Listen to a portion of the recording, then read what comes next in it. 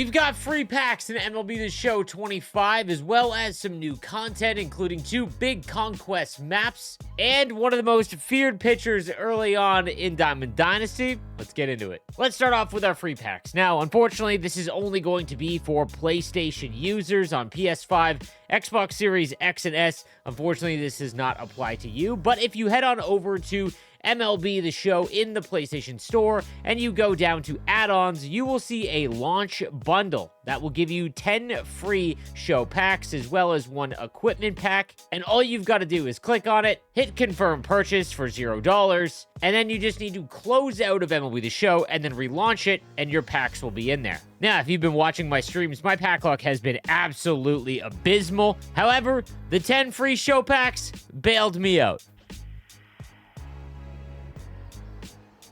Not Garrett Cole. Oh! Not bad, man! Now, they also offered up 2 new Conquest maps to earn more rewards, starting first with the Apple map. As you can see, a pretty small Conquest featuring 5 strongholds, and there are no prerequisites. There is no other missions like completing certain strongholds in a certain order. It is pretty straightforward, and the rewards are pretty strong for only 5 strongholds. You've got 4 of the show packs, a headliners pack, and then for completing all of the strongholds and taking over the map, you will get an additional 5 show packs. And again, this should be pretty quick for you to complete. Now, on top of that, they also added in the Grapefruit Conquest, and this one is much longer. It's 15 strongholds, but again, does offer up a ton of rewards. When you complete the entire map, you will earn 8 the show packs, as well as a headliners, a Ballin' is a Habit pack, and then finally, for completing the entire map, you will get a deluxe choice pack. On top of that, you're getting additional XP, and then all of the other hidden rewards and packs that are hidden throughout the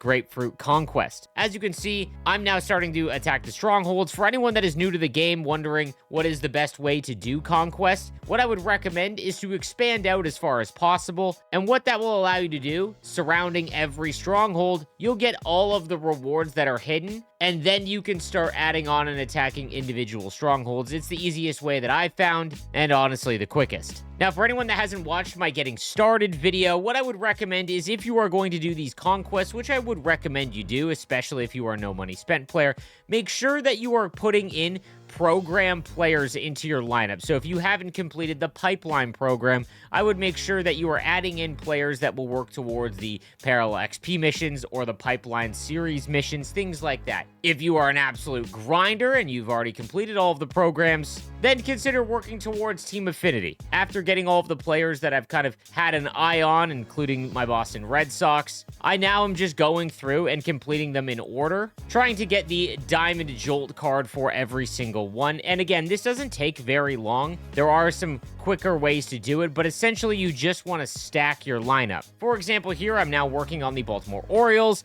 I've got a full Baltimore Orioles lineup, and because in Conquest you can really choose any difficulty, I just choose Veteran, and I'm able to play it with, bronze and silver cards. If that is a struggle for you, you can go on Rookie as well. And then make sure that you are also including all of the cards that require individual parallel XP towards that Team Affinity path, like Brian Roberts from the Orioles, as well as Rafael Palmeiro. That's how you're going to get a big chunk of the Team Affinity points required. Now, when it comes to your lineup, make sure that you've got the cards that require specific parallel XP, the highest they can go in your lineup. So, for example, I'm working on getting Rafael Palmeiro's XP. I want to have him come up to the plate as many times as possible, so I'm batting him number 1. When it comes to pitchers, in Conquest, it's a 3-inning game. If you choose a low enough difficulty, you don't need to bring in multiple pitchers. For example, Felix Bautista was really the only Baltimore Oriole pitcher I had, and I just been using him over and over and over again because once he runs out of energy,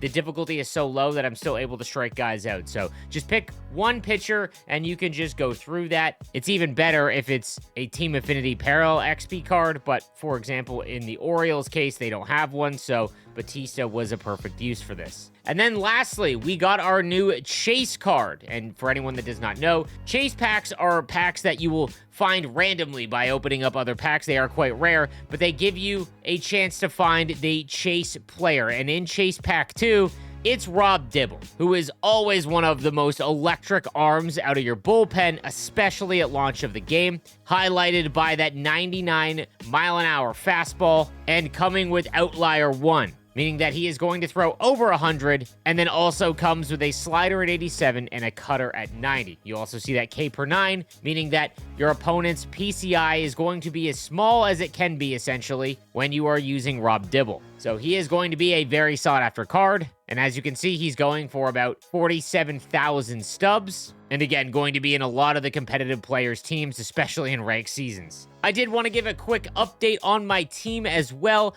If you've been watching my streams, I have just been grinding all of the offline content. I've not played a ranked season game yet. I'm dying to, but I really wanted to just complete all the offline content first. And as you can see, I've gone through the XP path enough to get Manny Ramirez. This was a pretty easy choice as a Boston Red Sox fan. Jarren Duran, my favorite ball player to watch in real life. He is going to be my leadoff batter for the entirety of the game, depending on how high his cards are. We've got Seiya Suzuki from the Tokyo Series program. I just like his swing. And then Babe Ruth's Jolt card from the New York Yankees Team Affinity program. Ian Kinsler as well. For anyone that's struggling to find a second baseman, Ian Kinsler's power is pretty rough, but he has 125 clutch, which means that when there is a runner on second or third, his contact rating goes up to 125. So just a really interesting card, and it makes it really easy when I've got runners in scoring position. At shortstop, I've got DeVries. By completing the Spring Breakout program, I was able to get all of the cards, finish the showdown 4 times,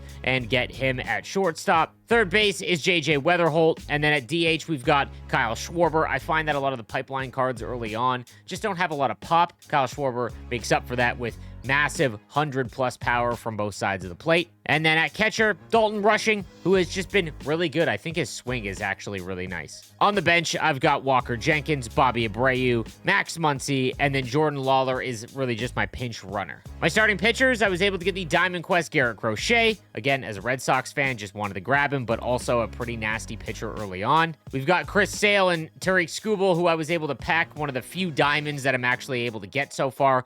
Tanner Houck from the Headliners Pack 1. I bought him for basically bottom barrel pricing, but it is Tanner Houck, and again, I play with as many Red Sox in my lineup as I can. And then finally, Clay Buchholz, the Boston Red Sox Team Affinity Jolt card. I just think he's a really good card on top of it being Clay Buchholz. And lastly, my bullpen, I've got Billy Wagner from the pre-order pack. I think he's just a really good card. Again, you can't have too many good closers. We've got Justin Martinez, who was one of the early targets for me for Team Affinity because, again, bullpen's a little lacking for no money spent players. This is a fantastic statted card, so Justin Martinez was, I believe, my second Team Affinity card I went after. And then the rest is just some gold players that I like that have a good pitch mix, like Blake Treinen, Felix Bautista, and Joe Kelly, who is just always nasty. That's going to do it for the latest news and content in MLB The Show 25. Make sure you subscribe, and let me know who you've loved using so far in your lineups. I'll see you next time.